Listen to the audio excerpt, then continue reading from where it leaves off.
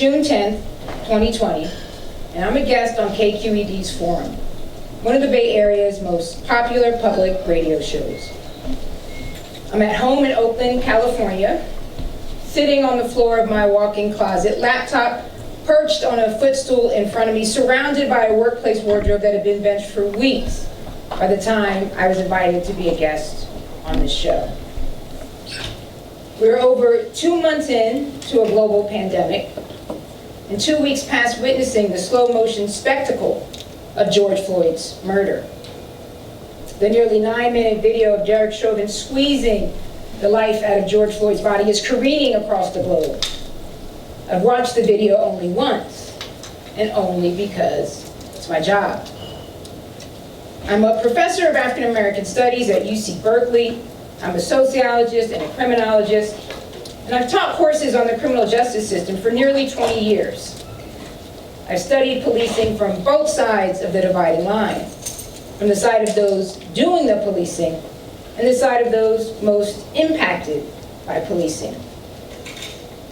I've studied video recordings of police encounters for years, and after all those years, I felt as if I developed a sixth sense. Like I could predict within seconds of hitting play how any encounter with the police would end. The easy way or the hard way, as officers sometimes say. But even I could not predict the tragic trajectory of George Floyd's murder.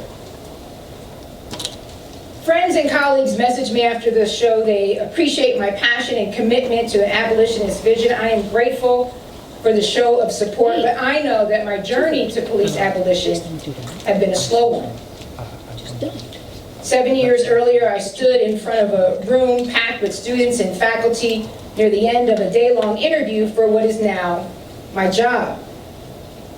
I talked about my research on policing, how officers could build trust and de-escalate conflict.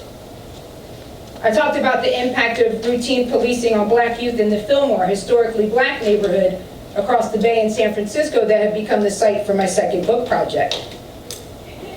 I talked about Jay, a young man from the neighborhood who was murdered just blocks away from where he grew up and where he made his first $20 as a lookout for a local drug dealer. Jay's frequent contact with the police over the course of his truncated life left him feeling, in his words, like less than a normal citizen. Jay was enrolled in a community college when he was murdered, pursuing a dream of becoming a medical technician. During the Q&A portion of the talk, an audience member from way back in the room stands up and asks me a question. How do you feel about police abolition? Police abolition? What? I was for prison abolition, but police abolition? I had some questions. Who'd we call on to respond to harm or violence? How would we resolve conflict? Would we go back to the days of the duel or the honor killing? Would this new form of policing be feminist? The KKK was a form of community policing too. We don't want to return to that, right?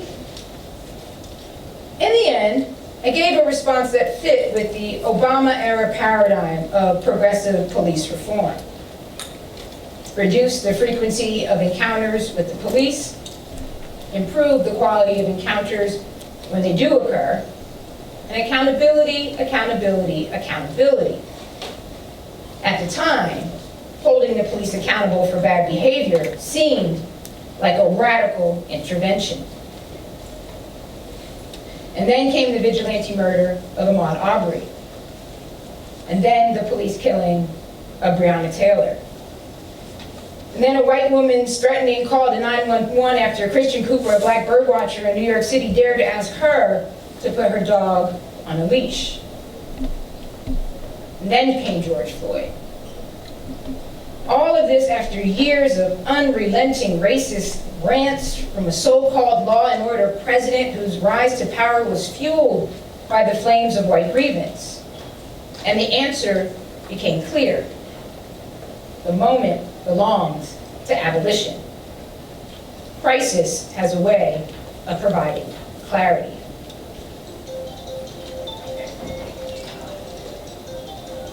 2020 and into the fall, it seemed like the crisis had brought clarity to others too.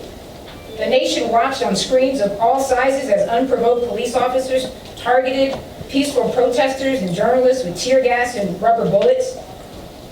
Millions of people saw what I saw after years of studying policing. The problem wasn't implicit bias or bad apples. The problem was the arbitrary, unrestrained, and routine violence of policing. By summer 2020, I come to see policing as a combination of extraordinary violence, like the murder of George Floyd, and very ordinary dominance. The frequent, aggressive, and humiliating stops and searches, the rude and demeaning treatment experienced by millions of Black Americans that rarely go viral, the routine degradation that makes a young man like Jay feel as if he is less than a normal citizen. It is the tension between these two aspects of policing, one brutal, the other routine, that makes the institution so hard to touch and, yes, impossible to reform.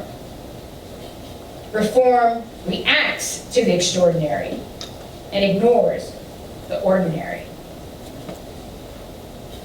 During summer 2020, police officers were armed to the teeth with chemical agents, tasers, stun shields, all outcomes of earlier reforms.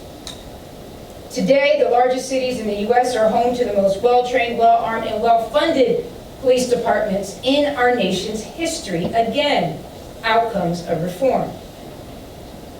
Despite this investment, Black Americans continue to be killed by the police at higher rates than other Americans and remain less protected by the police overall.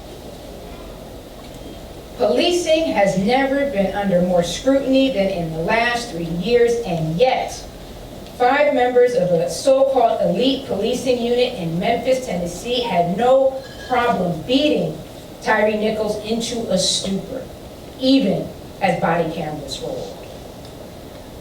Tyree Nichols, not yet 30, a father, a son, a friend, died from that beating days later. Elite policing units, body cameras, again, outcomes of reform. Reform will never be enough to curb the brutal and ordinary violence at the heart of policing. Instead, despite our best intentions, reform will always increase the capacity of the institution to deliver ordinary acts of aggression and violence against everyday Americans, especially Black people and their allies. This is why we still need police abolition. To truly confront the brutal and ordinary violence at the heart of policing, and to drive the political project of imagining what safety can mean for us all. When I go back to that moment, 7 years before my guest spot on KQED, when I was first asked that question about police abolition, I wasn't entirely wrong. Reducing the frequency of encounters with the police is a good thing, and we should invest in programs like crisis response teams that don't involve armed officers, programs like STAR in Denver and Macro and Mental Health First in my hometown of Oakland, California. And generally, accountability is a good thing too. People, families, communities impacted by police violence deserve some measure of justice, whatever that may mean for them. But what we should have learned from the last 3 years is that reform is limited. It is limited by police culture, it is limited by politics, and it is limited in its imagination of what's possible. So police abolition is an invitation. It is an invitation to imagining new ways of keeping us safe by building up the capacity of people and communities. It looks like turning vacant lots into parks and abandoned buildings into homes. It looks like building bridges for young people caught up in the street and the criminal justice system so that they can find a way out, so that they can live.